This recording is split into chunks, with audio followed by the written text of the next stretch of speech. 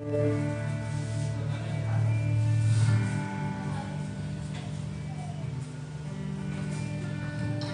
saudara-saudara. Shalom. Sekali lagi shalom. Philadelphia. Kasih persaudaraan. Beri kemuliaan buat Tuhan kita yang luar biasa pada pagi hari ini. Saudara yang dikasih oleh Tuhan pada pagi hari ini, ada kasih Tuhan yang luar biasa yang selalu menyertai akan kehidupan saudara dan saya. Kita bisa beribadah pada pagi hari ini. Ada satu anugerah Tuhan. Amin. Kita sudah dimenangkan pada pagi hari ini. Kita sudah bangun pagi-pagi untuk mempersiapkan ibadah kita pada pagi hari ini. Tuhan tahu segala jerih lelah kita. Amin. Mari sama-sama kita bangkit berdiri. Engkau Bapa yang mengasihiku. Haleluya. Haleluya Yesus.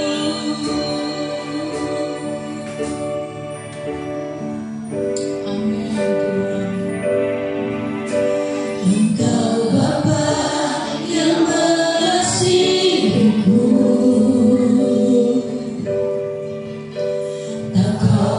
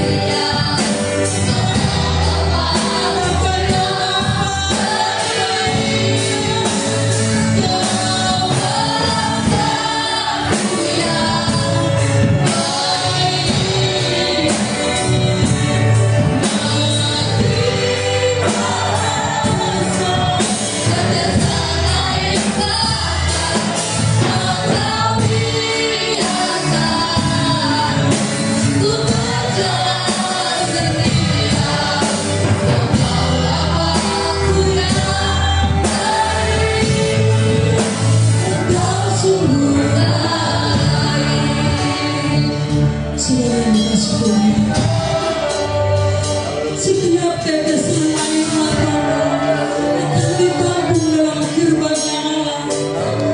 Setiap permasalahan hidup kita ada hukum Allah yang mau menanginya. Bukan setiap kehidupan kita tidak berjalan sendiri. Ada tangan Allah yang memegang langkah-langkah kita. Bahkan ada tangan Allah yang memegang tangan kita maju ke depan. Kita boleh melangkah bersama-sama dengan Dia. Jangan takut, sebab Dia menyertai saudara dan saya. Pada pagi hari ini kita bersyukur bahwa setiap keluh kesah kita ada tangan Tuhan yang mau menopangnya.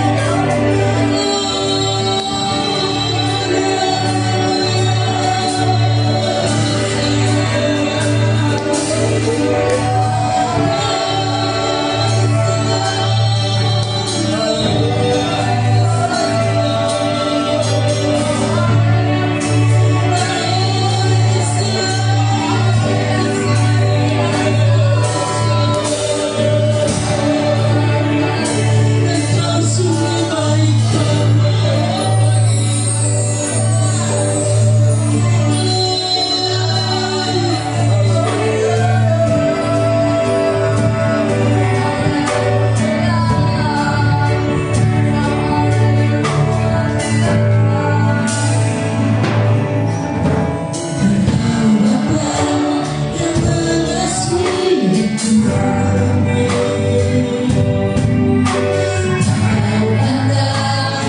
mengasihi kami.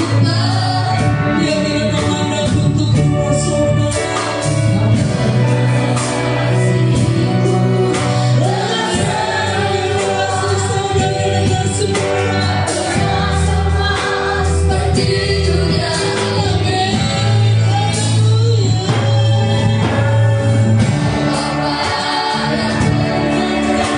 Dia setia mengajari kehidupan saudara.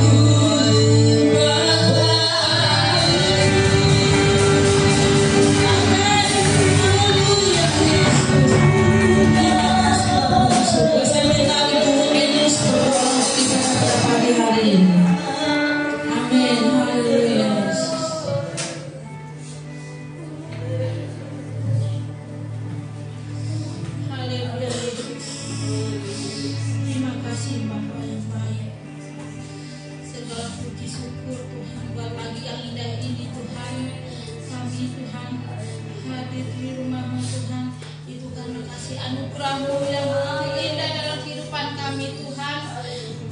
Sepanjang hari-hari kami Engkau selalu melingkupi kami. Oh Tuhan Yesus, Engkau begitu baik, Engkau amat baik Bapa. Terima kasih. Kami tidak bisa membalas dengan apa-apa,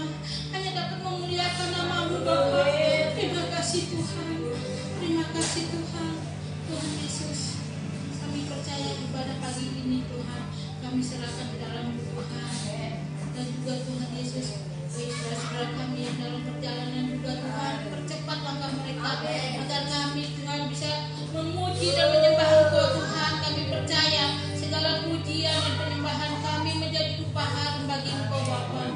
Terima kasih Tuhan Yesus, terima kasih semuanya Tuhan. Kami serahkan Tuhan, pakai hati-hati kami Tuhan, mulut kami untuk memuji dan menyembah Engkau Tuhan, agar kami Tuhan yang dapat masalah maupun percobaan maupun yang sakit Tuhan, lewat ibadah ini Tuhan, boleh kami mendapat kemenangan, kesembuhan, penghiburan Tuhan. Kami percaya hanya di dalam nama Tuhan Yesus Kau sediakan semua bagi kami. Terima kasih Bapa yang baik. Kami serahkan ibadah ini dari awal hingga akhir hanya di dalam nama Tuhan Yesus Kristus. Haleluya. Amin. Glory. Saudara merasakan kebaikan Tuhan pagi ini? Karena Dia teramat baik. Di hadapan kemegahan-Mu ku datang. Glory, haleluya.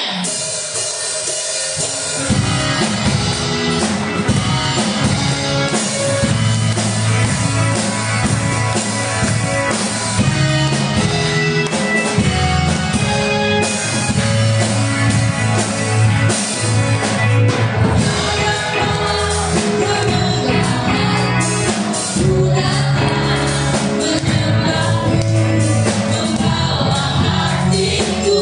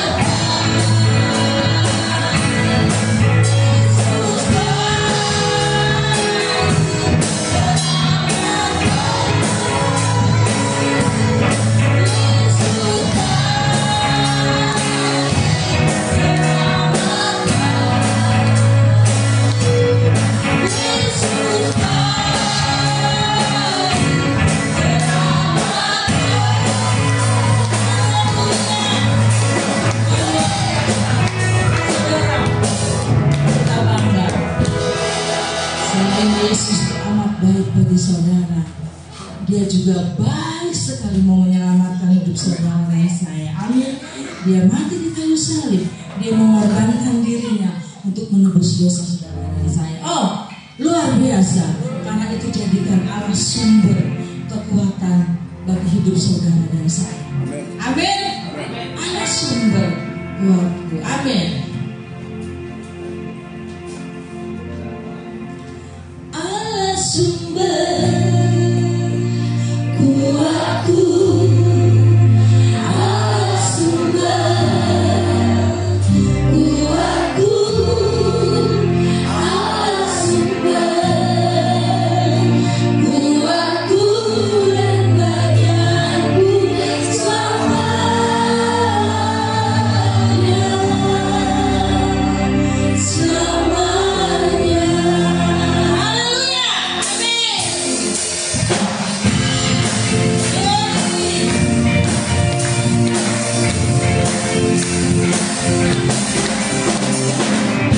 Hanya kau milikku di surga.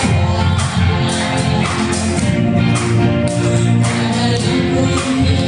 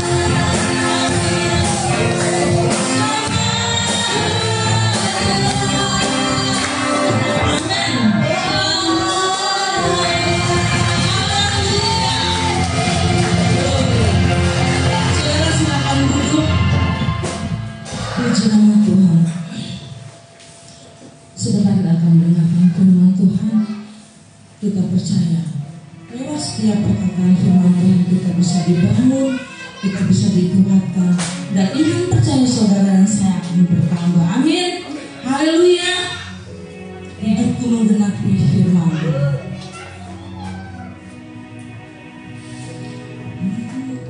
Hidupku menggenapi firman. Haleluya. Hidupku menggenapi firman-Mu.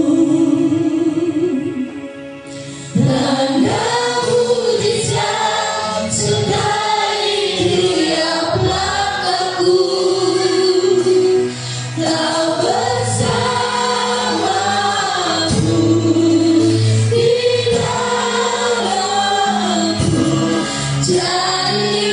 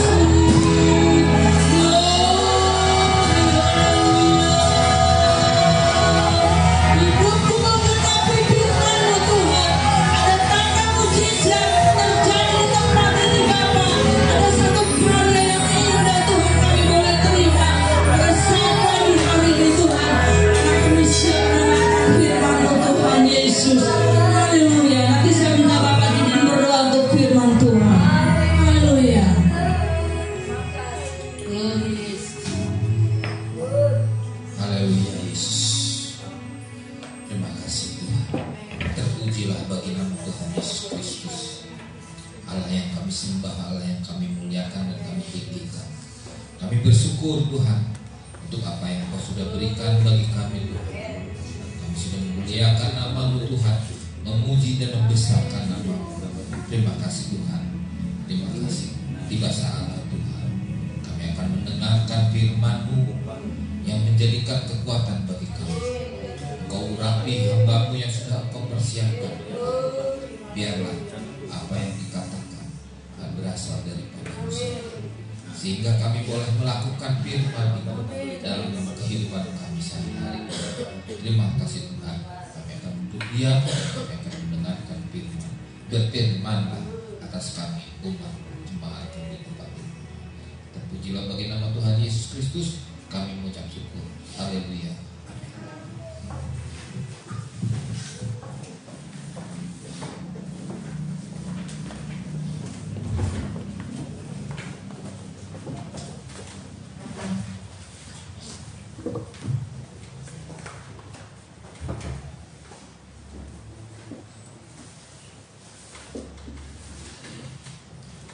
Shalom. Puji nama Tuhan bersama dengan rekan-rekan ministry dan semua yang hadir. Saudara, kita punya moto saudara. Biar moto ini terus dikumandangkan, karena 2013 kita berhadapan dengan situasi yang cukup mengerikan. Motonya adalah, kalau saya sebut anak perjanjian, bermental singa berhati domba. Ya, anak kerajaan. Ulangi lagi. Jadi kita ini anak kerajaan Tuhan. Mesti kuat saudara ya. Anak kerajaan bermental singa berhati domba. Oke, saudara, kita akan baca di dalam Alkitab kita. Hari ini Tuhan mengajak kita untuk bisa memahami tentang keberadaan dari Israel dalam tema yang sudah saya sampaikan, 10 hukum vs 10 sungut. Jadi ada 10 hukum yang Tuhan tampilkan pada umat Israel. Tetapi sayang sekali umat Israel menanggapinya dengan 10 sungut-sungutan. Ini jelas dikatakan saudara, 10 sungutan ini jelas dikatakan. Untuk di kalangan Israel berada di Mesir atau masih kalangan Israel ini saudara, ada 10 tulah, ada 10 hukum, ada 10 sungut yang disampaikan Israel. Kita baca Bilangan 14. Kita baca ayat 17 sampai 23. Israel itu adalah kita sebagai umat Allah. Pertama, Israel secara daging, yang sekarang ini disebut Yahudi. Sekarang kita Israel rohani, saudara. Dan saudara dengar baik bahwa setiap kita ini dirindukan oleh Tuhan untuk mendapat berkat Kanaan. Tapi sayang, apa yang dialami oleh Israel dalam Bilangan 14 ayat 17 sampai 23 kita baca bergiliran. Saya baca ayat 17, saudara, ayat 18 dan seterusnya. Jadi sekarang biarlah kiranya kekuatan Tuhan itu nyata kebesarannya, seperti yang kau firmankan, saudara. Tuhan itu berpanjang sabar dan kasih yang berlimpah-limpah. Ia mengampuni kesalahan dan pelanggaran, tetapi sekali-kali tidak membebaskan orang yang bersalah dari hukuman. Bahkan ia membalaskan kesalahan bapa kepada anaknya, kepada keturunan yang ketiga dan keempat. Ampunilah kiranya kesalahan bangsa ini sesuai dengan kebesaran kasih setiamu, seperti engkau telah mengampuni bangsa ini mulai dari Mesir sampai kemari. Aku mengampuninya sesuai dengan permintaan. Hanya demi aku yang hidup dan kemuliaan Tuhan memenuhi seluruh bumi. Semua orang yang telah melihat kemuliaanku dan tanda-tanda mujizat yang aku perbuat di Mesir dan di padang gurun, kamu telah 10 kali mencobai aku dan tidak Pastilah tidak akan melihat negeri yang kujanjikan dengan bersumpah kepada nenek moyang mereka. Semua yang menista aku ini tidak akan melihatnya. Nah, ini merupakan satu kenyataan dan Tuhan jelas-jelas menyebut 10 kali kamu mencobai aku, 10 kali kamu bersungut-sungut kepadaku, 10 kali kamu menista aku. Nah, saudara ya, jadi gini saudara, Mereka yang kurang lebih 603.000 orang, 603.550 orang yang tercatat dalam kitab Bilangan pasal 2. Itu mereka sudah mendengar janji Tuhan. Dan bahkan Tuhan berjanji kepada Abraham, Ishak dan Yakub, khususnya kepada Abraham nenek moyang mereka, bahwa aku akan memberikan tanah Kanaan. Janjinya dinaikkan menjadi sumpah. Tuhan bersumpah memberkati dan memberikan tanah Kanaan. Ini tanah yang diberkati dengan limpah-limpah. Tapi mereka yang sudah mendengar janji pada saat mereka keluar dari Mesir, janji itu batal. Sumpah itu batal.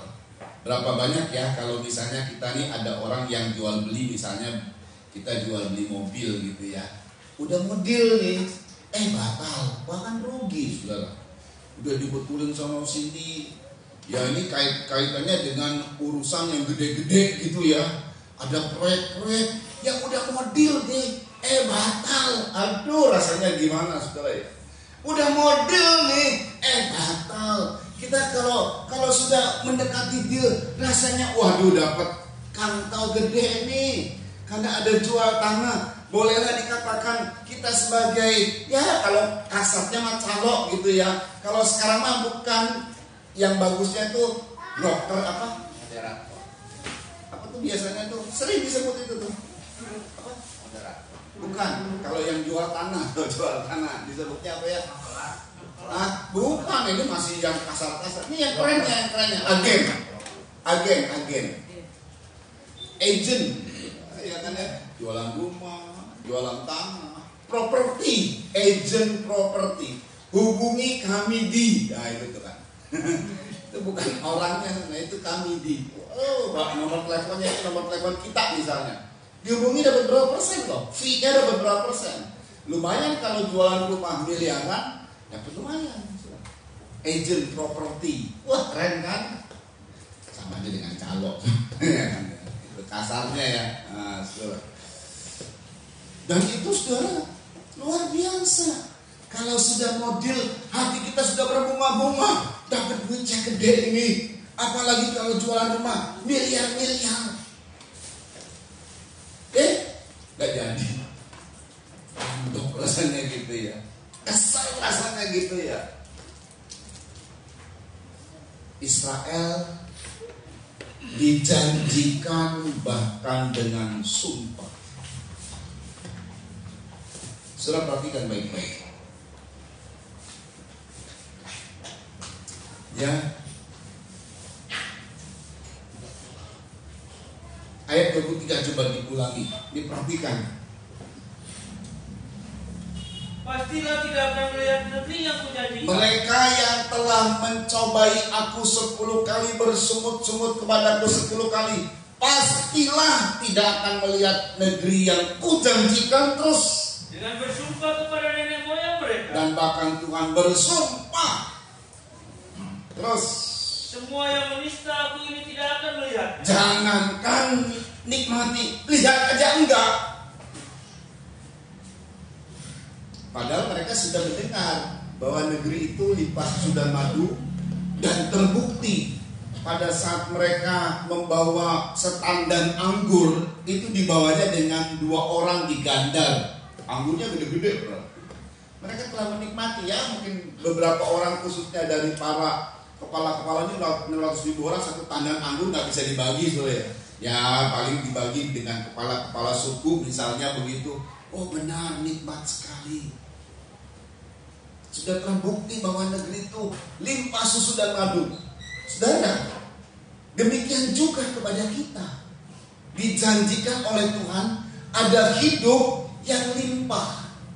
Ini semua janji bukan cuma buat Israel. Kalau Israel janjinya tanah Kanaan, tapi kalau kita adalah hidup yang berkelimpahan. Aku datang supaya domba-dombaku hidup berkelimpahan. Tuhan tidak melihat statusnya apa. Camkan gue baik-baik. Sebab saat itu Israel statusnya budak. Budak itu saudara tidak berpendidikan, sudah pasti. Namanya budak, tidak ada pendidikan.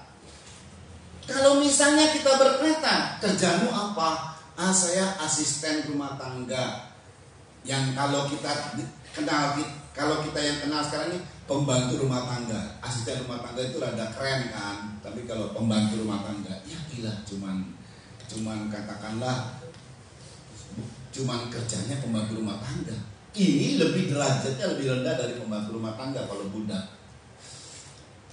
Gak berpendidikan. Budak itu dibeli, ngalami kekasaran, ngalami tidak dihargai, hina derajatnya. Yang paling hina itu budak. Israel dikeluarkan dari Mesir itu dari perbudakan karena Israel budak. Tapi Tuhan janjikan terus naik sampai menikmati Kanaan dan diangkat sebagai anak. Derajatnya ditinggikan sama Tuhan.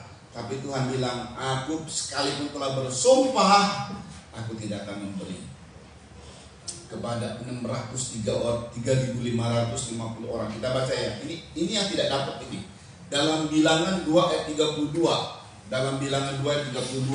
Semua yang dicatat 20 tahun ke atas dari setiap suku, saudara ya, tidak dapat. Yuk. Itulah pencatatan orang Israel menurut suku-suku mereka. Ya. Jumlah orang yang dicatat dalam laskar-laskar dengan pasukan-pasukannya ada 603.550 orang. Iya. Jadi dalam kehidupan mereka, saudara, mereka berputar 40 tahun dan hidupnya cuma pas-pasan.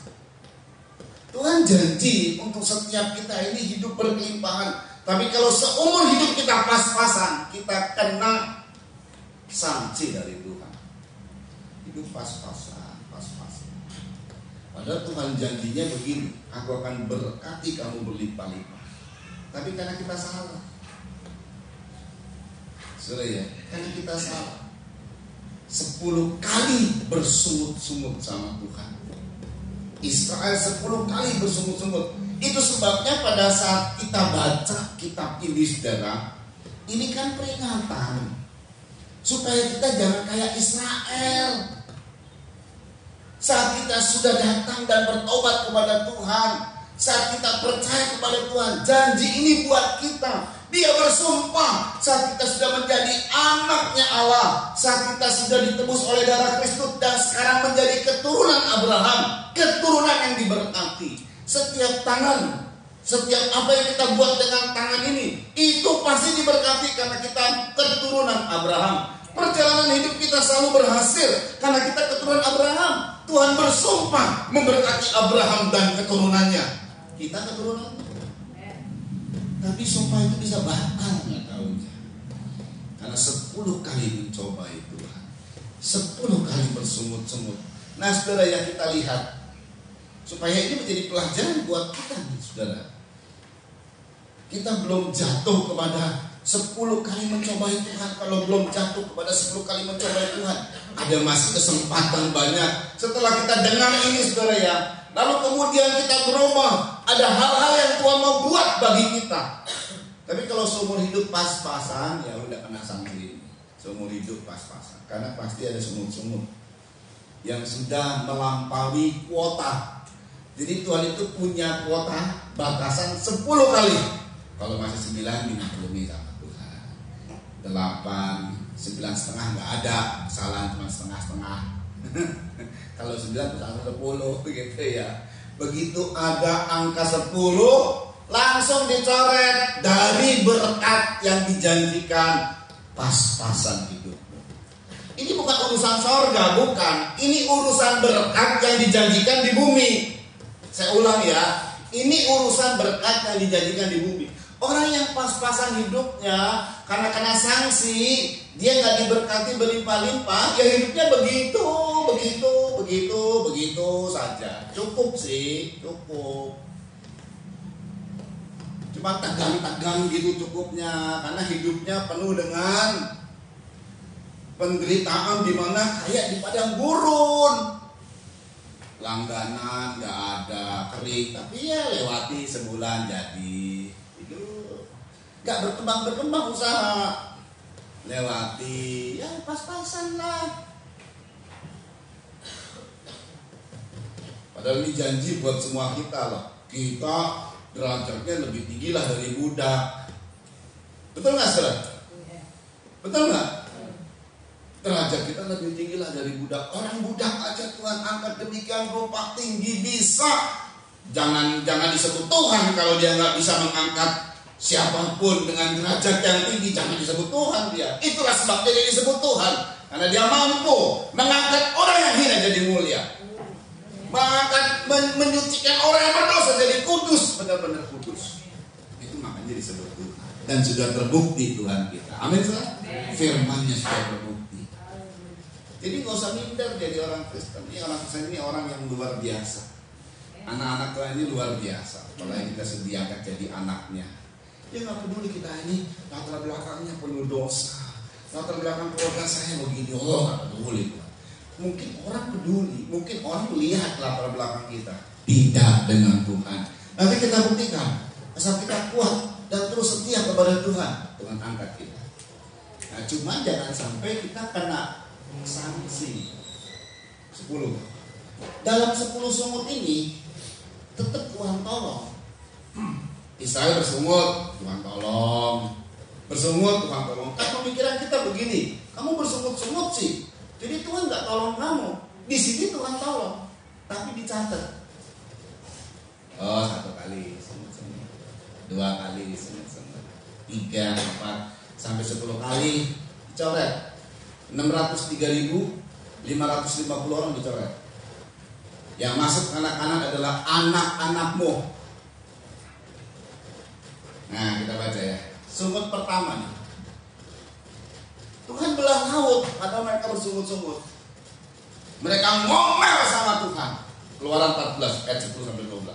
Jadi dari semua sungut-sungut mereka, jadi mereka doa ini bukan baik-baik. Doanya ngomel-ngomel, doanya nantang-nantang Tuhan, doanya bertengkar dengan hambanya, doanya menolak-nolak hambanya. Ini doa berseru-seru tapi nolak hambanya.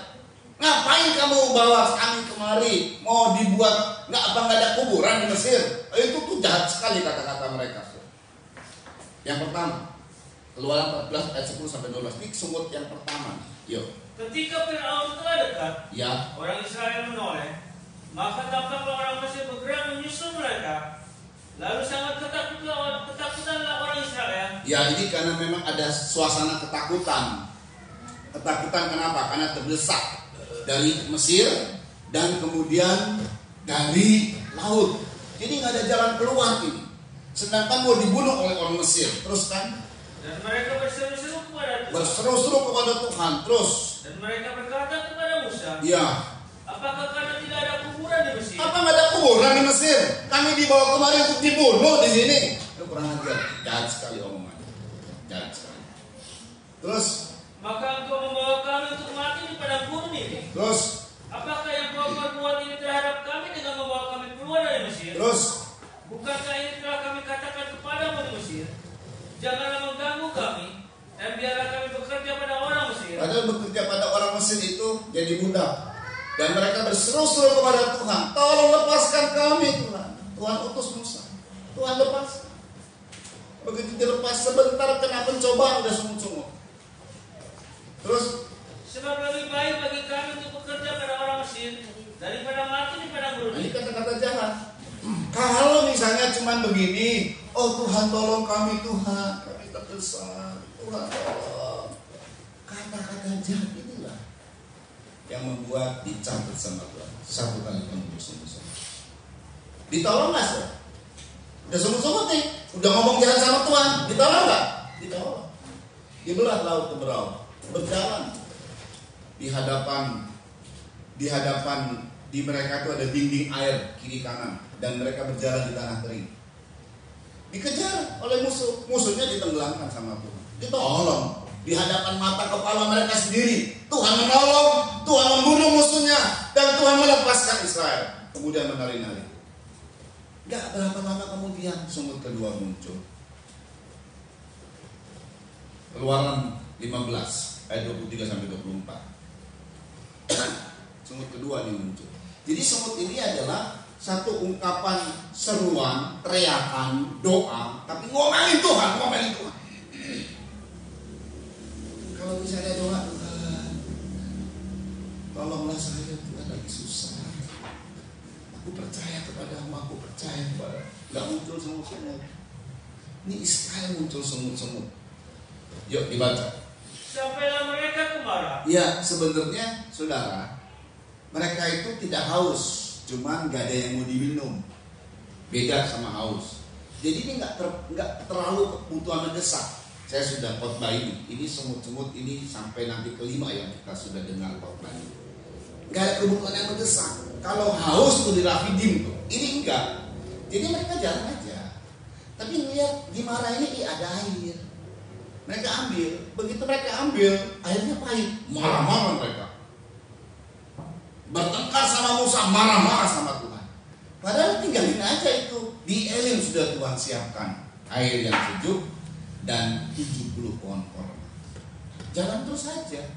Terus Tetapi mereka tidak dapat meminum air yang di Mara itu karena pahit rasanya. ya, Itulah sebabnya dinamai orang tempat itu Mara. terus Lalu bersungut-sungutlah bangsa itu kepada Musa, kata mereka, apakah yang akan kami minum? lagi nggak haus loh. Ya kadang-kadang ya kita suka minum kopi, suka minum sesuatu yang apa yang kita suka, soda gitu ya. Ada yang suka minum soda, teh pucuk gitu. Nggak lagi haus, saudara. Betul kan? Nggak lagi haus itu. Tapi kalau lagi haus memang butuh benar-benar minum apa kalau haus? Air putih, mau dikasih apapun nggak mau, air putih. Tapi kalau lagi haus, aduh ini lidah rasanya pengen minum yang manis-manis gitu. Atau ada orang yang minum yang seger-seger gitu, banyak jenis minuman, iklannya banyak sekali kan. Tapi kan kalau lagi haus, minum, nikmati. Ini saudara, kebutuhan yang tidak terlalu mendesak, dilebih-lebihkan sama mereka. Loh kamu hidup loh, bisa hidup loh, masih ada berkat loh, tapi ngomel-ngomel sama Tuhan. Padahal gak mendesak kebutuhan. Contoh ada orang yang pengen HP, itu gak mendesak kebutuhannya. Gara-gara pengen HP, dia marah-marahin orang tuanya, dia ngomel-ngomel sama Tuhan. Ini contoh. Butuh laptop gitu yang buat sekolah nih. Orang banyak yang pakai laptop juga naik kelas. Betul ya? Tapi ngotot, butuh motor, ngotot sama orang tuanya. Ada ya, jembatan saya pernah tahu segala butuh motor, ngotot sama orang tuanya. Itu kan naik motor juga masih hidup. Itu sampai kabur, sampai marah-marah, sampai aduh kelewatan lah marah-marahnya. Itu jenis sungut-sungut. Kalau lagi lapar butuh makan, itu pantas, itu nggak makan mati. Oke, Tuhan juga sediakan itu. Ini nih hal yang nggak terlalu perlu, tapi karena keinginan yang memburu, keinginan hawa nafsu ini, lalu ngomel-ngomel sama Tuhan. Jadi mereka jalan nih, nanti sampai ke Elim, tapi ngelihat ada Mara nih, ada air. Dia minum, pahit, ngomel. Tuhan sih tolong, ambil kayu, lemparkan, jadi manis tuh. Tetap Tuhan tolong, tapi dicatat 2. Yang ketiga, soal mana? Kita udah dari Mesir kemari, memang di padang gurun sudah. Mau beli apa di padang gurun? Gak ada toko. Mau makan apa di padang gurun? Gak ada tumbuh-tumbuhan. Tuhan tahu kalau Tuhan mengeluarkan kita, kalau Tuhan telah memberikan kita keselamatan, masa yang lain Tuhan biarkan? Gak mungkin. Tuhan tahu kebutuhan kita. Tuhan sediakan mana. Tapi ini sungguh-sungguh dulu, ngomel dulu. Yuk dibaca Keluaran 16 ayat 7 atau ayat 3 dulu. Karena sungut-sungutnya begini, model sungut-sungutnya nih. Jangan jatuh ke sungut-sungut kayak gini, saudara ya. Dicatat sama Tuhan. Ditolong sih udah tolong, tapi dicatat. Ini udah ketiga kali nih. Yuk ayat 3. Dan berkata kepada mereka, kalau kami mati tadinya di tanah Mesir oleh tangan Tuhan, ketika kami duduk menghadapi kuali berisi daging, Terus dan makan roti sampai oh dengan sebab hilang ini melebih-lebihkan Mesir. Kosong. Terus Sebab kamu membawa kami keluar kepada bumi ini untuk membunuh seluruh jemaah ini dengan kelaparan. nah itu ngomel sama Tuhan. Kita baca ayat 7. Dan besok pagi kamu melihat kemuliaan Tuhan, karena Ia telah mendengar sungut-sungutmu kepadanya. Sebab apalah kami ini, maka kamu bersungut-sungut kepada kami. Iya. Jadi kata-katanya itu jahat loh. Apa yang kami makan? Lebih baik kami di Mesir, berhadapan dengan kuali yang berisi daging. Sama bilang, budak mana bisa dapat nikmati begitu. Itu pun kalau terjadi, kalau lagi tuannya pesta dan budaknya disayang sama tuannya. Namanya udah budak, saudara. Dalam pikiran kita udah dihina, banyak penderitaan. Sampai sekarang pun di satu negara, saudara, perlakuan budak ini ada. Pembantu-pembantu rumah tangga, asisten-asisten rumah tangga itu buat mereka dijadikannya budak. Sampai sekarang. Ya maaf, dia bisa diperkosa dan lain sebagainya kalau cewek. Ya kuat-kuat aja itu, kuat-kuat lah. Sekalipun tidak boleh dalam hak asasi manusia itu melanggar. Tapi dia, karena itu negara satu negara ya nggak bisa dilakukan satu tindakan yang keras. Masing-masing daerah, masing-masing negara punya kebijakan masing-masing. Tapi kalau bicara mengenai dinaikkan ke dunia, melanggar hak asasi manusia ya. Nah, itulah kira-kira. Tuhan kasih, Tuhan pelihara. Loh, kalau bicara makanan minuman, saudara, yang kita pakai, makan, minum, pakai itu hari-hari kita ya. Orang bisa makan minum nggak ada pakaian, telanjang kan nggak bisa, Tuhan izinkan telanjang. Orang kecuali orang gelok kan. Jadi Tuhan siapa nih? Makan, minum, pakai. Ini kebutuhan yang sehari-hari kita butuh.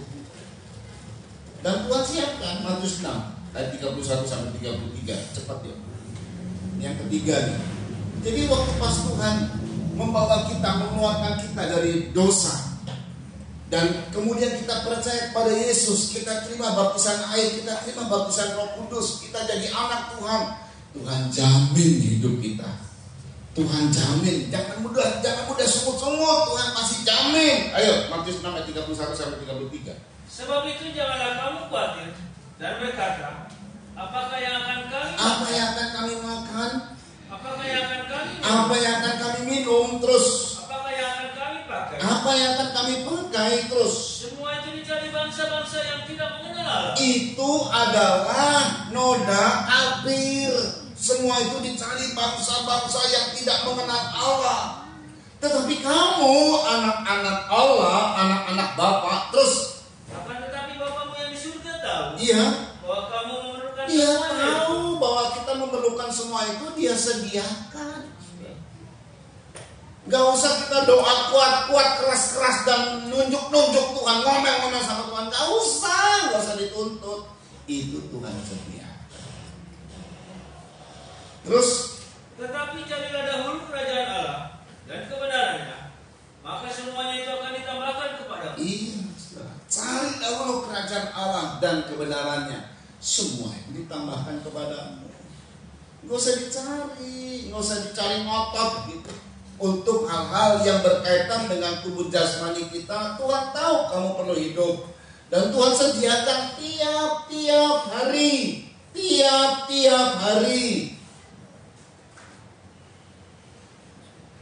Yang keempat, saat di Rafidim. Tadinya di Rafidim, gara-gara ngomel-ngomel, Rafidim dirubah kata Tuhan jadi Masa dan Meriba. Masa itu pencobaan dan masalah, pertengkaran, pencobaan dan pertengkaran di Rafidim. Rafidim itu tadinya istirahat.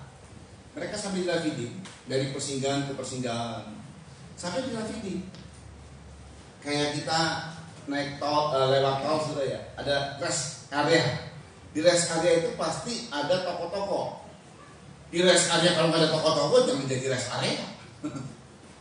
Ada toko-toko. ada nanti minuman lah, ada apa, kita bisa rest gitu. Lalu biasanya ada toilet, ada kursi-kursi buat duduk, ada mau makan apa, ada makanan segala macam. Rest area-nya kalau bagus, oh itu lebih banyak lagi, udah kayak mall gitu kan ya. Ada yang kayak mall gitu di daerah mana tuh ya, keren, orang betah di situ, bagus. Di samping juga nanti mobilnya bisa istirahat, ada bengkel disiapkan, lalu kemudian ada pom bensin untuk isi bensin dan seterusnya. Di rest area itu kita bisa tidur. Saya kalau ke rest area tidur, mau ngorok mau nggak bodoh teing lah. Kalau udah ngangkut rest area tidur. Kemarin terjadi kebingungan saya. Rest area tidur. Waktu itu saya bangun, lah si mami kemana ini? Cari-cari kemana? Nunggu jalannya ke WC kali ya. Berjam, ya lumayan jaman lah, menit ya. Oh nggak ada ya. Saya tengok, saya telepon, handphonenya di situ lagi. Ini WC ini. Udah sekian lagi, udah saya tidur jadi gelisah, bangun lagi. Mana si maminya? Saya lihat, mungkin ada apa? Dia lagi ngetek kayak apa gitu lah ya. Saya tengok, kok nggak ada si mami? Lihat ke belakang, buntelan. Pikir saya barang. Saya cari aja, tutup pintu. Karena si mami biasanya kalau udah ke WC, dia kalau pulangnya itu suka lupa mobilnya. Apa? Dibawa orang gitu, udah tapi nggak mungkin gitu kan. Apa diracur gitu, tapi kok nggak ada yang telepon apapun gitu kan ya. Masa cuma seorang aja yang diracur gitu. Aduh ini jadi ya namanya manusia ya. Herannya begitu tuh, pikirannya yang mungkin jadi dikeluarin semua. Lalu saya iseng dah, saya tutup mobil, saya mati, saya kunci gitu, saya keluar lihat sini. Jangan-jangan lagi ngeteh tadi loh. Saya kan, toilet cewek, cuman kan gak bisa masuk saudara. Saya lihat sepi, nggak orang saya maupun gitu kan udah lama mana mungkin di WC terus. Cuci tangan kayak di apa gitu ya. Udah balik lagi ke mobil. Iseng-iseng saya buka lagi, saya buka pintu tengah. Saya di belakang, dia paling belakang. Si mami hilang, buat kira lo kemana? Udah kesana. Jadi tertunda lah sekian jam itu lah ya. Harusnya mau berangkat saya. Ya gitu saudara. Itu di area saking di rest area tuh saudara ya. Dia tidur enak aja tidur. Saya yang bingung nyari. Nggak ngasih tahu sebabnya saudara. Biasanya kita tidur ya berjejeran. Ini di belakang. Dan kalau di belakang tadinya nggak ada barang-barang, nggak mungkin di belakang tadinya ada barang-barang, makanya saya pikir itu barang gitu. Ya gitulah rest area. Oh nyaman tidur saudara ya. Tapi di Rafidim itu rest area sebenarnya. Istirahat, bertengkar sama Musa, ngomel lagi. Nah ini haus memang, tapi nggak usah ngomel dong. Kan sudah dibuktikan beberapa kali Tuhan bela. Masa Tuhan gak bela yang satu ini? Ya bela pasti. Nggak usah ngomel, nggak usah sungut-sungut. Itu Keluaran 17 Rafidim. Akhirnya Tuhan tolong. Dipukullah tuh gunung batu, keluar air buat jutaan orang itu, no problem buat Tuhan. Nah yang kelima, ini yang paling parah dari semua sungut-sungut mereka, dibuat anak lembu emas. Itu udah satu kesalahan fatal. Seluruh hukum gugur semua gara-gara anak lembu emas oleh si Harun sono. Gara-gara ini, nah poin selanjutnya yang ke-6, kita lihatnya di poin ke-6. Nadab dan Abihu, orang-orang kepercayaan dari Tuhan, mati. Kita baca ya, Imamat 10 ayat 1 sampai 2. Ini setelah kemudian ditabiskanlah mereka dapatlah jabatan imam, dipercayalah sama Tuhan. Imamat 10 ayat 1 sampai 2. Tiba-tiba terjadi peristiwa ini. Yuk. Kemudian anak-anak Harun, Nadab dan Abihu, masing-masing mengambil perbaraannya. tolong gambarnya ditampilkan. Masing-masing mengambil perbaraannya, Membubuh api ke dalamnya serta menaruh ukupan di atas api. membubuh api ke dalamnya serta menaruh ukupan di atas api itu. Terus, Dengan demikian mereka mempersembahkan ke hadapan Tuhan api yang asing. dengan demikian mereka mempersembahkan kepada Tuhan api yang asing. Dengar, ini untuk pelayan. Kenapa? Karena ini salah satu pemberontakan yang membuat akhirnya Israel semua batal. Sumpah Tuhan batal. Ada 2 kali pelayanan yang kemudian Tuhan anggap adalah sebuah sungut-sungut dari pemimpin-pemimpin dan pelayan-pelayan. Ini yang pertama. Teruskan. Yang tidak diperintahkannya kepada mereka. Perhatikan. Maka keluarlah api dari hadapan Tuhan, lalu menghanguskan keduanya, sehingga mati di hadapan Tuhan. Ini gara-gara peristiwa Harun buat anak lembu emas. Tetap sih jadi imam besar Harun. Jadi imam besar. Tapi Harun pun tidak bisa masuk Kanaan. Gak bisa. Gak bisa dia menikmati berkat. Kalau Harun gak bisa lihat, saudara. Kalau Musa, dia juga gak masuk Kanaan. Cuman dia boleh lihat. Dia naik ke atas dan dia lihat. Itu loh negeri yang diberkati. Harun sama sekali gak bisa lihat. Miriam juga sama. Nah ini kasus ini. Harun menyembah berhala karena anak-anaknya. Anak-anaknya ini saudara mempersembahkan api asing. Jadi dengar baik, pada saat dalam tabernakel itu saudara, saat mereka sudah membuat tabernakel dan komplit semua dibuat, saudara ya dengar baik ini, lalu kemudian Tuhan datang mendatangkan api dari langit membakar mezbah korban bakaran karena ada persembahan di situ. Jadi apinya itu bukan karena korek api, kasih minyak, enggak, dari Tuhan. Nah itu dijaga api itu.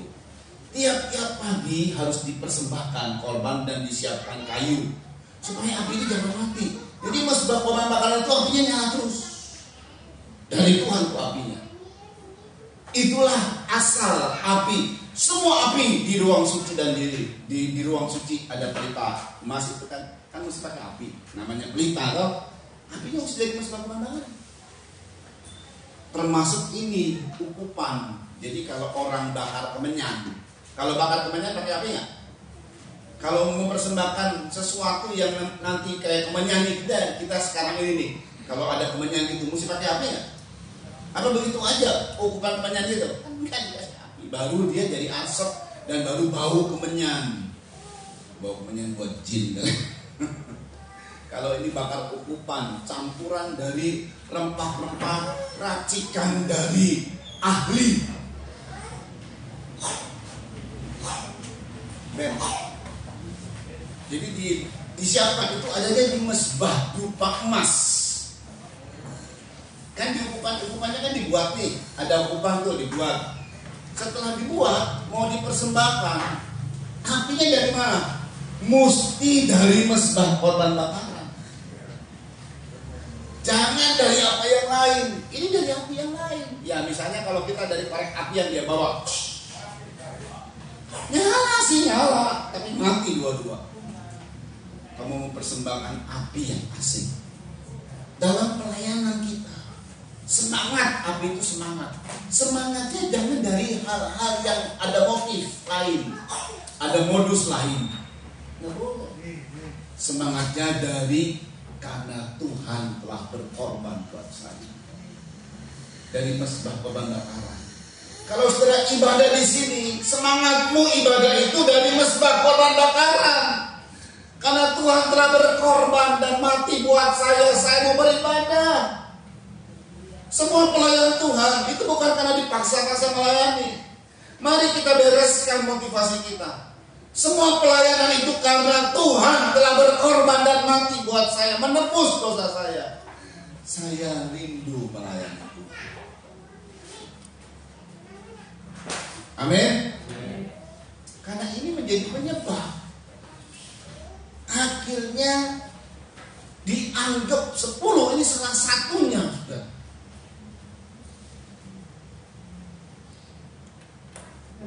Juga kalau kita mau menyembah Tuhan, menyembah yang benar itu menyembah dalam roh dan kebenaran. Apinya dari api Roh Kudus.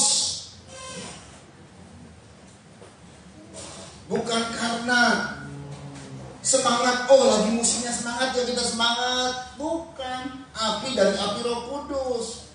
Oh karena ini dan itu, bukan, semua itu dorongan dari Roh Kudus semua.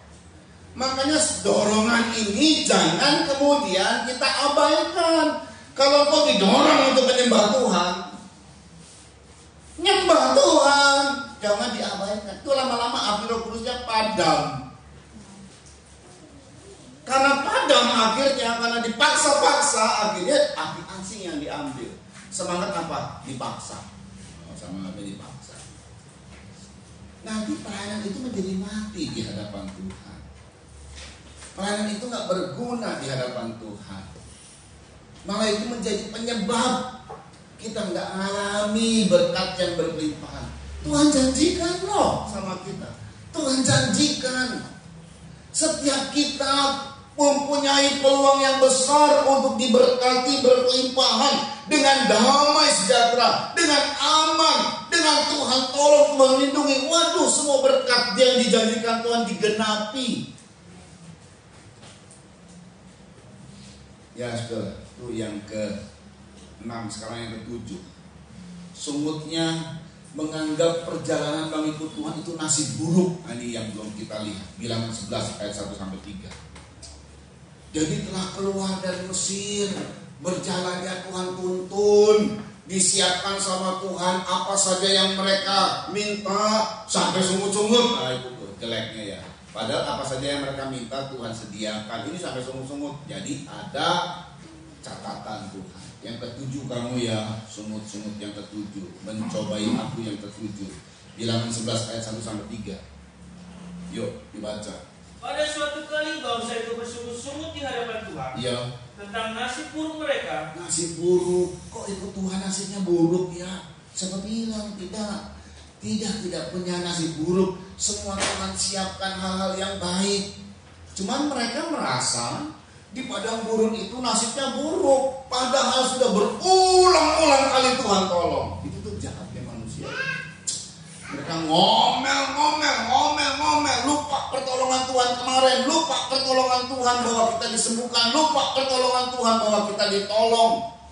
Entah nanti lewat ditolong oleh orang lain, entah Tuhan langsung nolong secara pribadi kepada kita, adanya kesembuhan ilahi, adanya ini dan itu.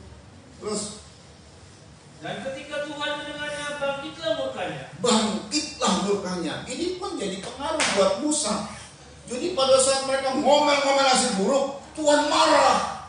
Bangkitlah murka Tuhan. Terus kemudian menyala api Tuhan di antara mereka. Menyala api Tuhan merajalela di tempat perkemahan. Terus yang merajalela di tempat-tempat, di tepi tempat perkemahan. Iya.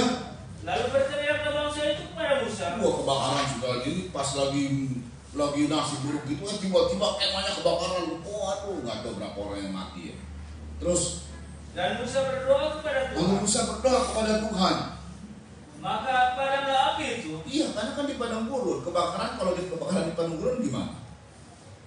Tapi saya mau kasih tahu saudara, waktu mereka di padang gurun di siang hari, itu awan menutupi mereka seperti payung besar. Jadi gak perlu kebakaran sebenarnya, nggak ada sinar matahari karena ditutupi sama awan. Tapi kebakaran itu berasal dari mana? Dari Tuhan. Api Tuhan datang, bakar. Musa doa, dijawab, padamlah api itu. Terus, sebab itu orang menamai tempat itu Tabera. iya. Karena telah menyala api Tuhan di antara mereka. Iya. Padam, Musa minta padam, ditolong. Tapi dicatat 7 kali. Yang ke-8 kali. Nah ini kemudian jatuh. Musanya pun sampai ke bawah-bawah. Musanya ke bawah-bawah. Beberapa kali Musa ke bawah-bawah. Sampai dia sebut gini, Apa aku ini anak, apa aku ini bapak punya anak segini banyak kayak inang pengasuh aku, dia minta-minta sama aku. Gimana Tuhan, kok diem aja? Ini pernah terjadi satu argumen antara Musa sama Tuhan. Bilangan 11 ayat 4 sampai 6. Di saat itu saudara ada orang-orang ya namanya gereja, namanya apa? Keluar dari Mesir, namanya Israel. Siapapun yang diterima, apalagi zaman sekarang, namanya Tuhan itu siapapun diterima. Mau ada orang yang tadinya jahat, ya diterima. Mau ada orang yang tadinya ngaco, ya diterima. Betul kan ya saudara ya? Gereja namanya juga gereja. Kalau gereja kemudian milih-milih, itu orang-orang yang gak baik tuh, anak jalanan tuh jangan diterima tuh. Itu tuh perempuan yang gak baik tuh. Itu tuh bekas penjahat, itu jangan diterima tuh. Enggak bisa begitu. Kalau gereja begitu jangan jadi gereja. Siapapun diterima. Mau orang nipu juga diterima, mau orang apa saja diterima. Betul kan? Ini juga termasuk saudara. Enggak, temannya di antara mereka. Ayat 4 yuk dibaca. Orang-orang bajingan yang ada di antara mereka. Iya, ada orang bajingan juga saudara ya. Terus Kemasukan nafsu rakus. Teruskan. Dan orang Israel pun menangislah pula serta berkata. Ya sayangnya orang Israel yang baik-baik ini kok jadi terhasut sama orang-orang bajingan. Itu jeleknya umat. Ya umat Israel zaman dulu tuh gampang dihasut. Teruskan. Siapakah yang akan memberi kita makan daging? Siapa yang memberi kita makan daging? Terus kita teringat kepada ikan yang kita makan di Mesir. Waduh, teringat dengan ikan yang makan ikan di Mesir. Terus kan? Dengan tidak bayar apa-apa. Ini mah lebih-lebih. Siapa bilang lu gak bayar apa-apa? Terus? Kepada mentimun dan semangka. Iya, kalaupun dia jadi budak lalu dapat ikan, itu ikan sisa tuannya itu. Betul kan? Masa dari budak bisa dapat gratis? Gak bisa. Itu kalau tuannya udah makan, gak habis. Itu kadang-kadang ya saudara ya, nggak habis. Kalau ketahuan sama tuannya dia makan sisa, dimarahin loh. Dimarahin. Ini mah jadi sembunyi-sembunyi mah. Ya gratis sih, tapi bekas tuan. Namanya budak, cuman tidak dilebihkan. Makan ikan, tidak bayar apa-apa, timun segala macam. Banyak di Pagaden, Bonteng lah. Terus bawang prei. Bawang merah dan bawang putih. Banyak di Pagaden. Enggak usah ngomel-ngomel, datang aja ke Pagaden ya. Kira-kira gitu ya. Banyak. Terus tetapi sekarang kita kurus kering. Ayat menyebut tidak ada sakit pada mereka. Kakinya pun tidak sakit. Kalau ini akhirnya sudah kena pencobaan, Tuhan sudah marah 40 tahun. Ini baru berjalan. Ini yang pertamanya perjalanannya baru sekian tahun ini. 40 tahun Tuhan buat mereka dengan jalan kaki tidak pernah bengkak. Pakaian mungkin berapa biji tidak rusak. Tapi sekarang mereka bilang kami kurus kering. Itu selalu melebih-lebihkan. Terus tidak ada sesuatu apapun kecuali mana ini saja yang kita lihat. Itu padahal makanan malaikat yang luar biasa. Teruskan. Adapun mana itu seperti ketumbar, iya, dan kelihatannya seperti daman bedora. Kita lompat ayat 10. Ketika Musa mendengar bangsa itu, yaitu orang-orang dari setiap kaum, menangis di depan pintu kemahnya. Perhatikan, gara-gara begini Tuhan murka. Terus bangkitlah murka Tuhan dengan sangat. Iya. Dan hal itu dipandang jahat oleh Musa. Begitu Tuhan bangkit, baru saja diselesaikan sama Musa kasusnya. Buat Tuhan bangkit. Waduh, Musa anggap loh, kok gini Tuhan? Memang Tuhan itu bangkit mudah murka, jangan main-main. Bolak-balik Musa yang jadi penengah. Karena Tuhan belum pernah jadi manusia waktu itu. Kesalahan sedikit saja bolak-balik. Memang kamu saya butuhkan. Kira-kira begitu ya kata-katanya. Enggak, Tuhan tak butuh sebenarnya. Tuhan pernah bilang sama Musa, udah Musa, bangkitkan dari kamu aja. Oh, panjang lagi loh Tuhan. No, tapi Musa gak bilang begitu. Ini aku bunuh semuanya orang, kurang ajar semuanya. Itu Tuhan bilang ya, 600.000 orang mau dibunuh. Aku bangkitkan dari generasimu lagi. Lepas yang namanya generasi dari Israel ini, habis semua. Kan kamu juga generasi Abraham, cuman kembali jadi seperti semula lagi, dari nol lagi. Musa bilang, jangan Tuhan. Nanti apa kata orang? Tuhan mimpin lalu Tuhan bunuh di sini. Oh iya ya, kayak gitu. Karena Tuhan belum pernah jadi manusia di zaman itu. Itu pribadi yang luar biasa. Setelah Tuhan jadi manusia di dalam Yesus, makanya banyak kasih karunia. Betul kan?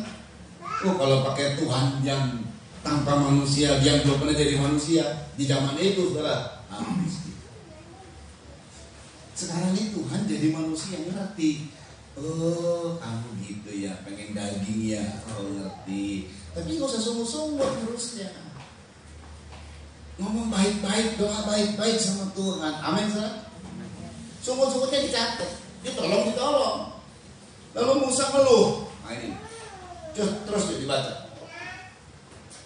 Lalu berkatalah Musa kepada Tuhan, mengapa kau perlakukan hamba-Mu ini dengan buruk? Iya. Terus. Dan mengapa aku tidak mendapat kasih karunia di matamu, sehingga engkau membebankan kepada aku tanggung jawab atas seluruh bangsa ini? Terus. Akukah yang mengandung seluruh bangsa ini? Nah ini Musa jadi ngeluh sama Tuhan. Aku kayak mengandung semua bangsa ini. Aduh, Tuhan capek rasanya Musa bilang. Capek. Terus. Atau akukah yang melahirkannya? Ya. Sehingga engkau berkata kepadaku, mampulah dia seperti Mampulah pak dia pengasuh. seperti pak pengasuh kamu. Terus. Memangku anak yang menyusu. Terus. Berjalan ke tanah yang kau janjikan dengan bersumpah kepada nenek moyang. Iya Musa capek sih. Nah, bolak-balik Musa itu nego sama Tuhan. Antara umat dan Tuhan, Musa ini pengantara. Capek dia rasanya. Karena apa-apa Tuhan cepat bangkit marahnya. Nah kalau ini habis semua gimana kata orang? Jadi Musa ngeluh. Itulah yang namanya pengantara. Itulah yang dialami oleh Yesus. Dia menderita. Kalau Musa cuma ngeluh, kalau Yesus menderita. Dia ingin tahu rasa yang namanya rasa apa? Semua sakit ditanggung sama dia. Seluruh badannya. Ini yang khususnya di belakang. Itu waktu dipecut, waktu dicambuk, nancap cambuknya, diangkat terlepas dagingnya. Jadi ini sudah tengkorak. Dan dia tanggung. Sakit yang amat dia tanggung. Orang yang paling sakit, misalnya orang kanker ya, sakit banget. Yang ngerasain itu yang namanya sakit banget. Dia tanggung itu. Kalau Musa cuma ngeluh, kalau Yesus menanggung. Dan dia harus tanggung itu. Bayangkan saudara, dia harus tanggung. Orang yang putus asa, orang yang rasanya hancur hidupnya, dia tanggung semua. Dan seluruh dosa tumplak kepadanya. Dia sebagai pengantara. Musa ngeluh. Akhirnya Tuhan kasih daging. Tuhan bilang, ya sehari 2 hari aku kasih, sebulan lamanya, sampai mereka muak makan daging. Bayangin saudara. Musa sempat nanya juga, loh Tuhan, 600.000 orang ini loh Tuhan, itu laki-laki saja, belum perempuan. Kurang lebih ada 1,8 atau 2 juta orang. Mau kasih daging apa Tuhan? Sapi sebanyak apa yang mau kasih? Ikan di laut sebanyak apa yang mau dikasih? Ini padang gurun. Sempat Musa berpikir begitu. Apa katamu, aku gak mungkin. Kecil yang begitu. Tuhan kirimkan burung puyuh, jutaan burung puyuh. Sebulan mereka makan. Sampai muak dan bahkan ada yang mati gara-gara ini saudara. Yuk dibaca Bilangan 11 ayat 19 sampai 20. Terus nanti ayat 33 sampai 34. Yuk cepat yuk. Ini yang ke 8. Yuk. Bukan hanya satu hari kamu akan Bukan memakan. hanya satu hari kamu akan makannya. Bukan 2 hari. Bukan 2 hari. Bukan 5 hari. Bukan 5 hari. Bukan 10 hari. Bukan 10 hari. Bukan 20 hari. Bukan 20 hari. Tetapi genap sebulan. Genap sebulan. Terus. Sampai keluar dari dalam hidungmu. Iya. Dan sampai kamu muak. Iya. Karena kamu telah menolak Tuhan yang ada di tengah-tengah kamu. Dan menangis di hadapannya dengan berkata, untuk apakah kita keluar dari Mesir? Selalu disalahkan Tuhan. Untuk apa kita percaya Yesus? Kalau kita sekarang ini, untuk apa kita dibaptis? Untuk apa kita setia ke gereja? Gini-gini aja. Ayat 33-34. Selagi daging itu ada di mulut mereka. Selagi daging itu ada di mulut mereka, Sebelum dikunyah. dikunyah. Maka bangkitlah murka Tuhan terhadap bangsa itu. Iya. Dan Tuhan memukul bangsa itu dengan suatu pula yang sangat besar. Terus, Sebab itu dinamailah tempat itu Kibrot Ta'awa. khususnya untuk para bajingan tadi yang dibunuh sama Tuhan, yang menghasut-hasut. Terus, Karena di sanalah dikuburkan orang-orang yang bernafsu rakus. kan yang bajingan itu yang bernafsu rakus. Tapi gara-gara dia menghasut, seluruh rakyat terhasut. Tapi memang tipikalnya begitu, saudara. Ini orang Israel mudah dihasut. Yang ke-9, ini dia, pemberontakan Miriam dan Harun. Katanya menjadi catatan di sini. Imam dan pemimpin itu kalau dia salah, satu kaum salah, satu bangsa salah. Makanya kalau imam bersalah, makanya dikorbankan itu lembu atau sapi. Karena dia akan kena kepada kesalahan umat. Ada Musa, ini anak bungsu. Miriam, pengais bungsu. Sulungnya Harun.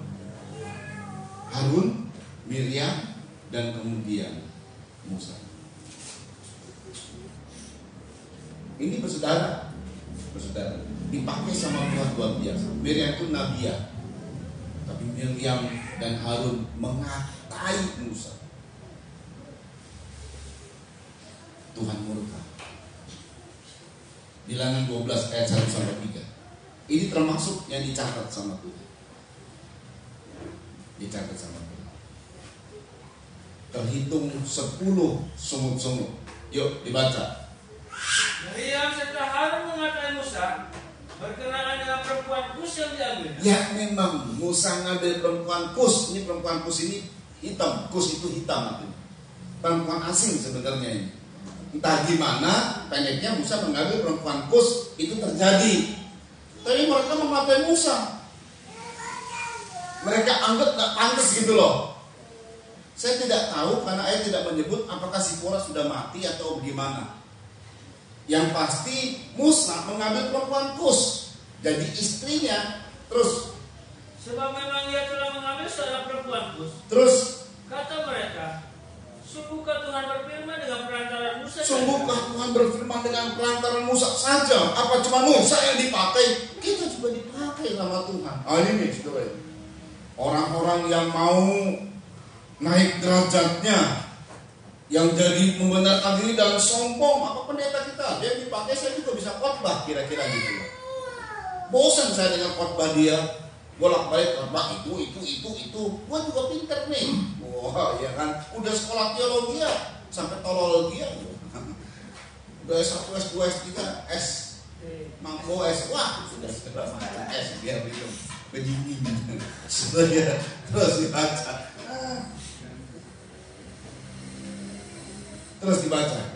Bukankah dengan perantaran Musa juga ia berfirman? Iya, Miriam itu nabi ya, saudara. Terus Dan kedengaranlah hal itu. kedengaran hal itu kepada Tuhan. Jadi mereka ngomongin Musa nih. Ngomonginnya bukan ngomongin di antara mereka, di antara seluruh orang tuh. Musa yang dipakai. Ini jadi pemberontakan. Mau bikin pemimpin baru maksudnya. Kita tolak aja Musa. Dengar Tuhan. Wah, saudara tahu kalau Tuhan sudah dengar. Gimana saudara? Wah, murka Tuhan. Mau dihantam sama Tuhan. Musa langsung bertindak. Ya Tuhan, ampuni, kata Musa. Terus Adapun Musa ialah seorang yang sangat lembut hatinya, lebih dari setiap manusia yang di atas muka bumi. oh puji Tuhan. Itulah makanya ya, kalau saudara mau dipakai sama Tuhan, mau jadi pemimpin yang lebih tinggi diangkat sama Tuhan ya, bukan karena kita mau nih, tapi memang Tuhan angkat. Ini fasilitas, ini adalah peluang besar. Gampang, orangnya mesti lemah lembut. Lemah lembut dengan lemah gemulai lain, saudara.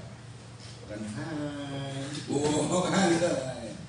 Apa kabar saudara-saudara? Dipakainya memang itu di sinetron. Entertainment tuh pakai yang begitu tuh. Sorry, Tuhan nggak pakai yang begitu. Yang lemah lembut ini artinya hatinya lembut. Dimarahin dia diam. Dan mudah mengampuni. Makanya pada saat Miriam kena tulah, Musa lah yang meminta permohonan pendamaian, ampuni ya Tuhan. Tapi Tuhan bilang, kalau dia ini sudah diludahi sama orang tuanya, apa ditarik lagi tuh ludahnya gitu ya, kira-kira gitu kasarnya. 7 hari dia kusta, Miriam kusta. Lalu penyakit kusta itu penyakit yang mengerikan zaman dulu. Itu penyakit kutukan. Begitu orang kena kusta, gak boleh tinggal bersama dengan kita, dia mesti di luar sama. Dan kalau orang kusta, ini orang kusta ya, kalau bertemu sama orang, dia tuh gak boleh dekat. Dia harus bilang gini, najis, aku najis. Biarpun dia menutupi dengan baju yang bagus, tapi selama dia sadar dia kusta, kalau dia gak bilang gitu dan ketahuan kusta, dibunuh dia. Jadi ada ciri khas kusta itu. Miriam kusta, aduh itu rasanya seluruh hidup ke masa depannya hancur, semua hancur. Apalagi Miriam perempuan. Waduh itu hancurlah semua, udah ditolak sama orang segala macam. Oke, Tuhan bilang 7 hari dia harus kusta.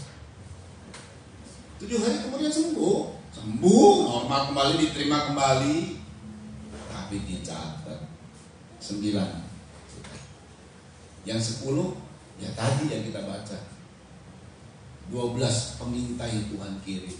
Ini 12 orang yang bukan blow-on. Ini kepala pemimpin semua. Orang yang dipercaya sama Tuhan. Oh namanya dipercaya sama Tuhan. Orang-orang ini punya mental yang kuat, tentunya juga pemimpin. Orang-orang ini bukan orang-orang biasa. Orang-orang yang pandai cekatan dan lain sebagainya. Pemimpin loh. 12 pemimpin dikirim. 10 pengintai. 12 ini jadi pengintai. Negeri itu dikelilingi sama mereka selama 40 hari. Mungkin mereka mencari di sana sini, saya tidak tahu saudara.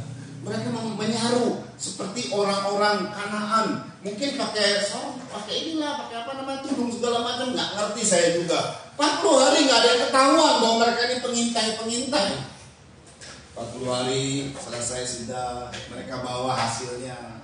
Mereka kabari kabar yang baik awalnya. Iya bener loh, negeri yang kami kunjungi, negeri yang kami intai itu penuh dengan susu dan madu, persis apa yang dikatakan oleh Tuhan.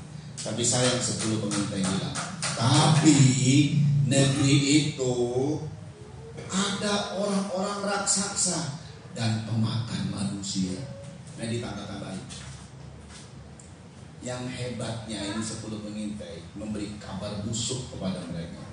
Seluruh rakyat 600.000 orang itu ngikut 10 pengintai. Cuman 10 mempengaruhi 600.000 orang. Yang gak terpengaruh cuma 2, Kaleb dan Yosua.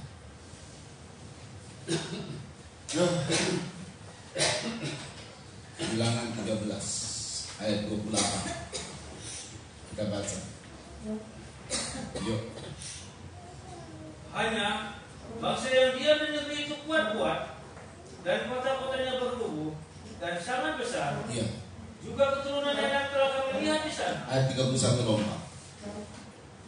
Tetapi orang-orang yang pergi ke sana bersama-sama dengan dia berkata, kita tidak dapat maju menyerang bangsa itu karena mereka lebih kuat daripada kita. Terus Juga mereka menyampaikan kepada orang Israel kabar ini busuk dia. tentang negeri yang diintai Ini mereka. dia. Kabar busuk yang disampaikan. Mereka menyampaikan kabar busuk. Saudara, kita ini selalu memberita kabar selalu. Jangan kabar busuk yang kita sampaikan.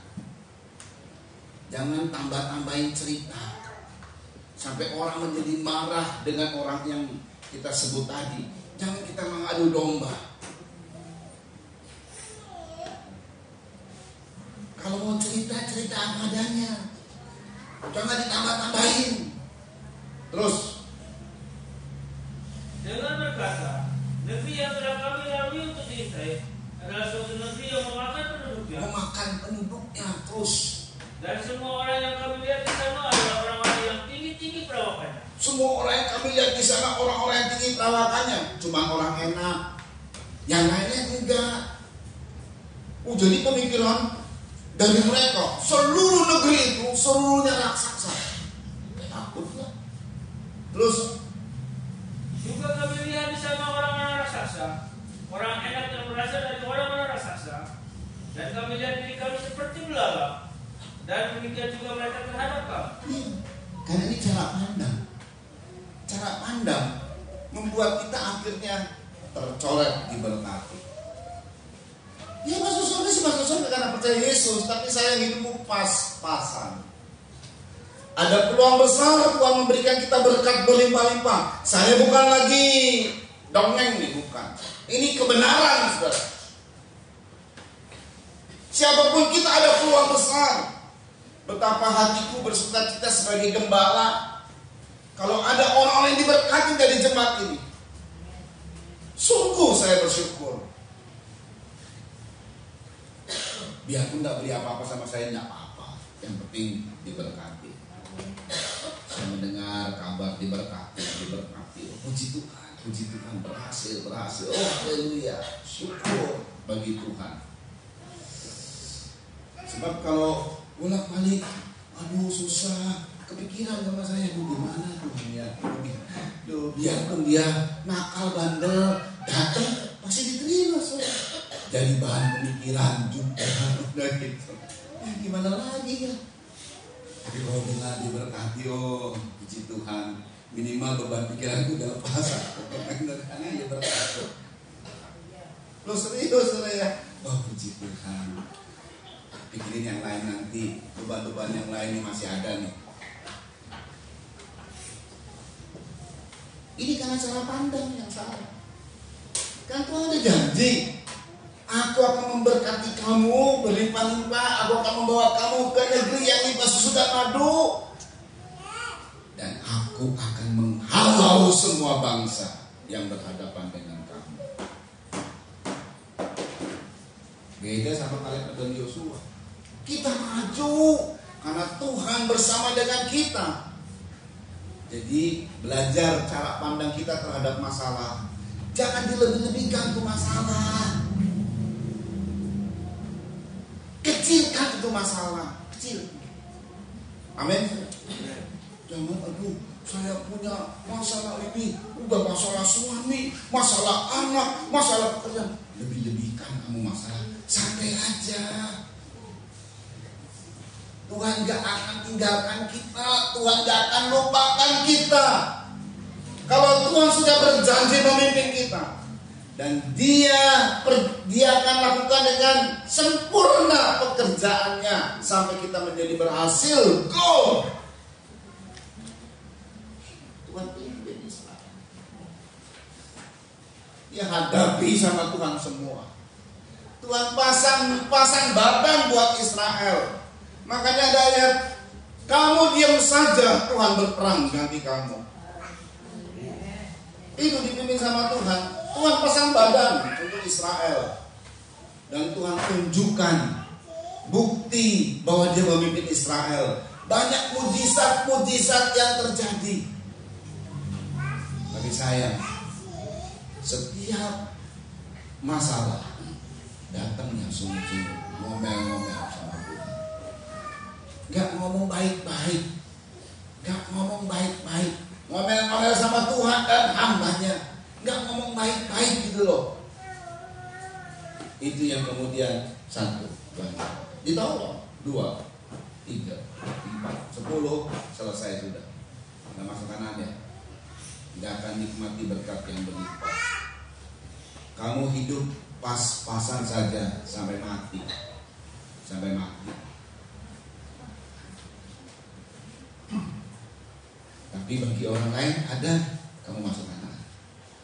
Lihatlah hidup yang berlimpah, yang selalu Tuhan sediakan. Jadi di kanan itu saudara, kamu gak usah bangun apapun. Tuhan sudah membangunkan lewat bangsa ini, bangsa Kanaan. Dibangunlah rumah-rumah yang bagus-bagus, yang indah-indah. Itu Kanaan saudara. Dibuatlah hutan-hutan itu dijadikan menjadi kebun-kebun.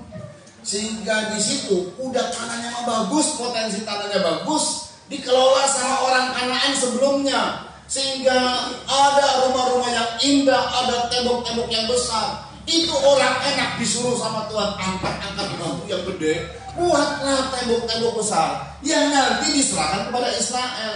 Jadi Israel itu punya temboknya besar. Makanya di zaman itu kejayaannya Daud, gak ada orang yang berani. Tapi karena Israel jahat nih. Kalau dia pertahankan kepada Tuhan, sampai sekarang ini mungkin Israel adalah bangsa yang adidaya. Bukan bangsa-bangsa yang lain.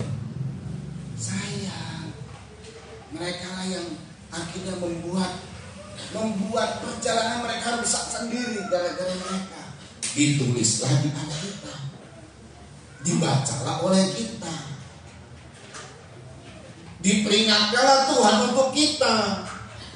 Israel terjadi demikian. Aku gak mau kamu terjadi seperti Israel. Aku mau, kata Tuhan, kamu jadi seperti orang-orang yang diberkati. Jadi hal-hal yang ditulis itu sebagai peringatan supaya kita tidak seperti Israel. Tuhan rencananya baik sama kita, indah selalu buat kita. Tuhan selalu merencanakan yang terbaik buat kita. Musim berganti, tapi Tuhan selalu menolong kita. Yuk kita nyanyikan lagi. Kembali. Kita siapkan, pemain musik siapkan. Oh, haleluya. Ikut live streaming juga, siapkan diri, percaya kepada Tuhan bahwa Tuhan selalu menolong kita, selalu membela kita. Haleluya. Haleluya.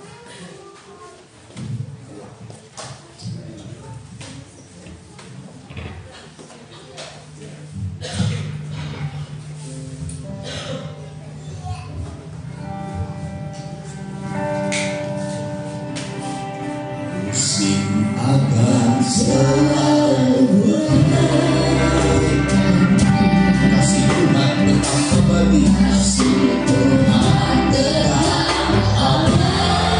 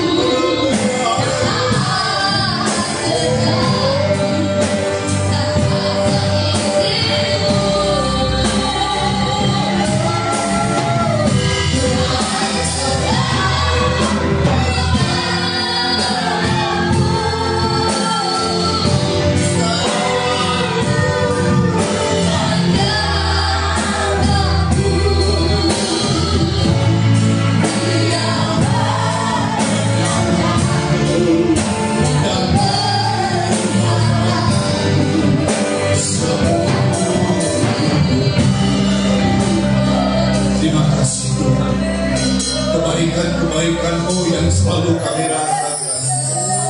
Rancangan indah yang Kau buat bagi kami. Peluang-peluang yang terbaik Kau berikan kepada kami. Terima kasih Tuhan. Terima kasih Bapa yang baik. Kau menerima kami apa adanya.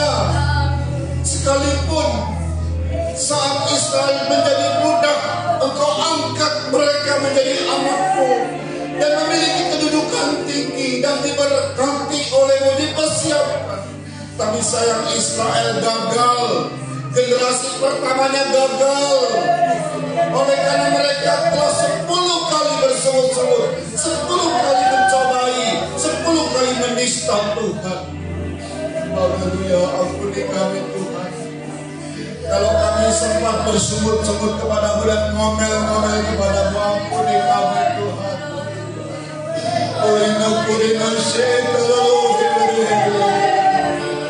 Semoga belum sampai angka 10 kami bersungut-sungut kepada-Mu. Hari ini kami bertobat Tuhan dari sungut-sungut kami. Kami baharui semua. Kalaupun ada masalah, kami hanya mau berdoa kepada-Mu tanpa ngomel-ngomel. Baik kepada-Mu, baik kepada hamba-Mu Tuhan. Kami hanya mau berdoa kepada-Mu saja.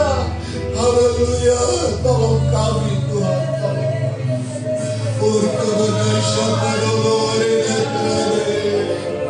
Ampuni kami yang bodoh ini oleh karena kurangnya mengerti firman Tuhan, sehingga muncul sungut-sungut, sehingga kami mudah dihasut oleh keadaan, oleh orang, sehingga kami kadang tidak setia beribadah. Ampuni kami Tuhan Yesus, ampuni kami. Haleluya. Kami percaya tangan belas kasih-Mu kembali kepada kami. Berkati keluarga ini yang telah menyediakan tempat ibadah.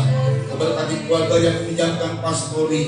Berkati kecamatan Pagaden, kecamatan kami Kabupaten Subang, Provinsi Jawa Barat, tanah air kami Indonesia. Berkati Pak Jokowi dan Pak Maruf Amin wakilnya, para menteri kabinet kerja, serta juga kepala-kepala daerah serta wakil-wakil rakyat.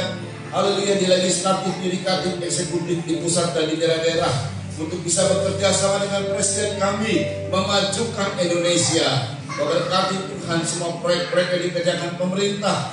Haleluya, supaya semua menjadi berhasil. Haleluya, nama Tuhan dipermuliakan. Demikian juga berkati KPK, TNI, Polri, Densus 88, Badan Intelijen, mereka yang bergerak di bidang hukum, supaya mereka bisa berani membongkar kasus-kasus besar, koruptor, terorisme, khilafah, gembong-gembong narkoba, sindikat mafia, dan semuanya terbongkar dan dihukum sesuai dengan hukum yang berlaku di Indonesia. Tapi kalau luput dari hukum sorga, kalau luput dari hukum dunia, kami mohon pun sorga bertindak agar ketegakan keadilan dari sorga atas Indonesia. Karena Indonesia, haleluya, kerajaan-Mu ada di Indonesia, kami percaya Tuhan. Terima kasih Tuhan Yesus Kristus. Selesai dari semua ini, kalau kami kembali ke rumah kami masing-masing, sampaikan dengan selamat. Semua korban-korban yang disampaikan jemaat Tuhan diberkati, perpuluhan, kolektor, tantangan, dan semuanya diberkati. Nama Tuhan dipermuliakan. Terima kasih Bapak yang baik. Terima kasih, kami angkat dua tangan kami menerima berkat dari Tuhan. Saudara-saudara yang dikasih oleh Tuhan, terimalah anugerah, cinta kasih sayang dari Bapa yang sungguh sangat mengasihi-Mu. Kasih karunia lewat kuasa pendamaian korban Kristus, serta pimpinan kekuatan kuasa Roh Kudus menjadi milikku saudara-saudara dari sekarang ini sampai Tuhan Yesus datang kali yang kedua, bahkan sampai selama-lamanya. Dalam nama Tuhan Yesus Kristus, mempelai pria sorga dan imam besar yang kami puja-puji selalu, kami alaskan doa ini. Haleluya. Haleluya.